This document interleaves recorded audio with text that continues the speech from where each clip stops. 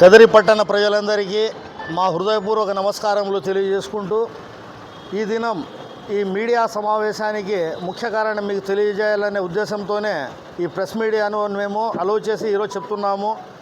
ఈ దినము కదిరి మున్సిపాలిటీలో జరిగినటువంటి మున్సిపల్ సాధారణ సమావేశము మరియు బడ్జెట్ సమావేశంలో కొంతమంది మన వైఎస్సీపీ పార్టీకి చెందినటువంటి మన కౌన్సిలర్లు ఈరోజు బడ్జెట్ మీటింగ్ని వాయిదా వేయడం జరిగింది.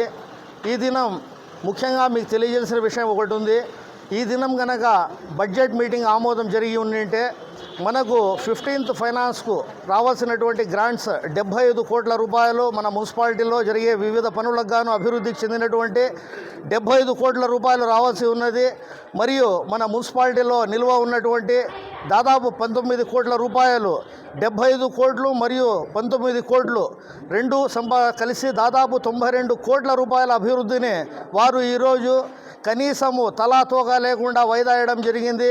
ఇది గనక వచ్చే అసెంబ్లీ సమావేశం లోపల మన మున్సిపాలిటీ తరపు నుండి ఆమోదం జరగకుండా పోతే రాబోయే 25-26 సంవత్సరానికి గాను జరిగే భారీ నష్టానికి బాధ్యత వీళ్ళే వహించాలని చెప్పేసి తెలియజేసుకుంటూ ఈరోజు మేమంతా వీరు చేసిన వైఖరికి ముక్తకంఠంతో నిరసన తెలియజేసుకుంటూ కదిరి పట్టణ అభివృద్ధిని అడ్డుకునే ప్రతి ఒక్క పార్టీని కూడా ఎవరన్నా కానీ కాలగర్భంలో కలిపేయాలని చెప్పేసి తెలియజేసుకుంటూ మరియు మేమందరము తెలుగుదేశం పార్టీకి చెందినటువంటి కౌన్సిలర్లందరము ఈరోజు కమిషనర్ గారిని కలిసి ఈ దినం నుండి 3 రోజుల లోపల దాన్ని ఖచ్చితంగా మళ్ళీ బడ్జెట్ మీరు పెట్టాలని చెప్పేసి వాళ్ళని కోరడం జరిగింది.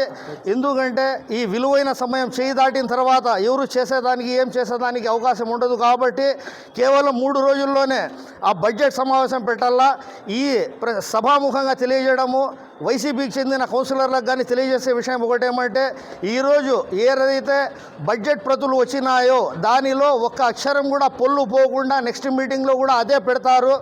ఊరి అభివృద్ధిని కాంక్షించే వాళ్ళు ఎవరన్నా ఉంటే ప్రజలకు వార్డులలో అభివృద్ధి కావచ్చు, మనకు ఎక్కడో పార్నపల్లి నుండి దాదాపు 90 కిలోమీటర్లు వచ్చేటువంటి తాగునీటిని కాకుండా మనకు 8 కిలోమీటర్ల దూరంలో ఉన్నటువంటి చెర్లోపల్లి నుండి కదిరికి రావాల్సిన నీటికి గాను 25 కోట్ల రూపాయలు శాంక్షన్ చేసుకోవాలన్నా కానీ మనం ఖచ్చితంగా ఈ బడ్జెట్ని ఆమోదం చేయాలా.